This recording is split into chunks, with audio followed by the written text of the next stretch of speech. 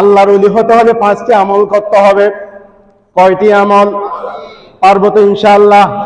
আল্লাহ পাক বলেন, আলা ইন্না আউলিয়া আল্লাহি লা খাউফুন আলাইহিম ওয়া লা হুম ইয়াহজানুন। যারা আল্লাহর ওলি হবে, লা খাউফুন আলাইহিম ওয়া লা হুম ইয়াহজানুন, দুনিয়ায় তাদের কোনো টেনশন থাকবে না, কোনো ভয় থাকবে না, আখিরাতেও তাদের কোনো ভয় থাকবে না। সুবহানাল্লাহ। আল্লাহর ওলি যদি হতে চায় কয়টা গুণ লাগবে? কয়টা গুণ? ওই গুণগুলো হচ্ছে 5টা আমল। কয়টা আমল? যারা আমল করবে তারা আল্লাহর ওলি হবে। ওই 5টা আমল আমরা করতে পারবো তো ইনশাআল্লাহ? একদম সহজ।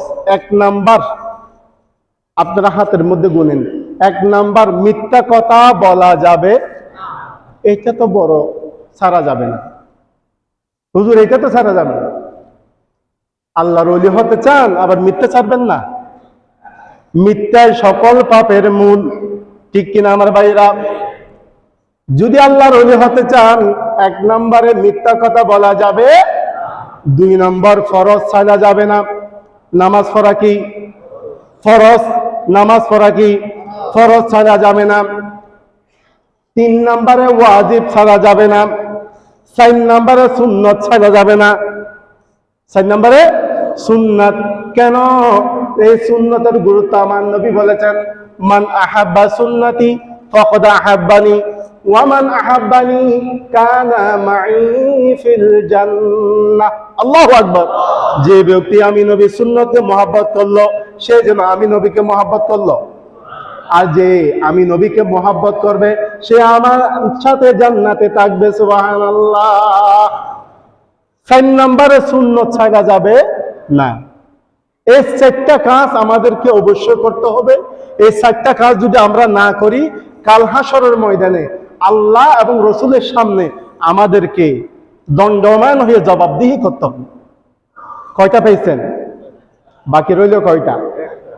এই একটা কাজ যদি আপনি না করেন, হাশরের ময়দানে আল্লাহ আপনাকে জিজ্ঞেস করবেন না, বান্দা তুমি এটা করো নাই কেন? আল্লাহ আপনাকে পাকড়াও করবে না। কিন্তু এটা না করলে আপনি আল্লাহর ওলি হতে পারবেন না। সেটা হচ্ছে নফল। সেটা কি? নফল।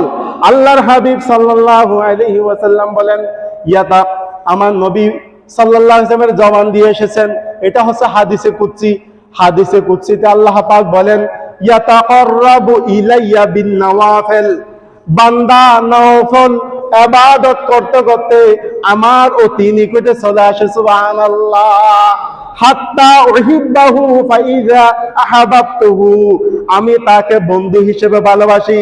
অতঃপর যখন আমি তাকে ভালোবাসতে শুরু করি, কুনতু লাহু সামআন ওয়া বাসারান ওয়া ইয়াদান ওয়া লিসানান ওয়া ফি রাওয়ায়াতি ওয়া রিজালান। সুবহানাল্লাহ।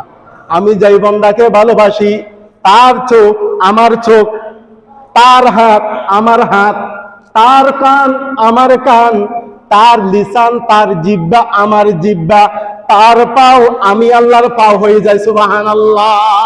কার কথা? কার কথা?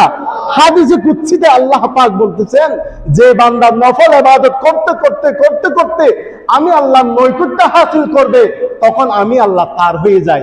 সে যখন আমার দরবারে দোয়া করে, আল্লাহ পাক বলতেছেন, ওয়া ইন সাআলানি লা উতিয়ান্না, এবং সে যখন আমার কাছে যা চাই আমি আল্লাহ অবশ্য তাকে সঙ্গে সঙ্গে দান করি। আল্লাহর ওলি হওয়ার জন্য কয়টা গুণ লাগবে? 1 নম্বরে মিথ্যা কথা, 2 নম্বরে ফরজ ছাড়া, 3 নম্বরে ওয়াজিব ছাড়া, 4 নম্বরে সুন্নাত ছাড়া, 5 নম্বর নফল ইবাদত বেশি বেশি করা। ইনশাআল্লাহ কবুল করুক বলি আমিন।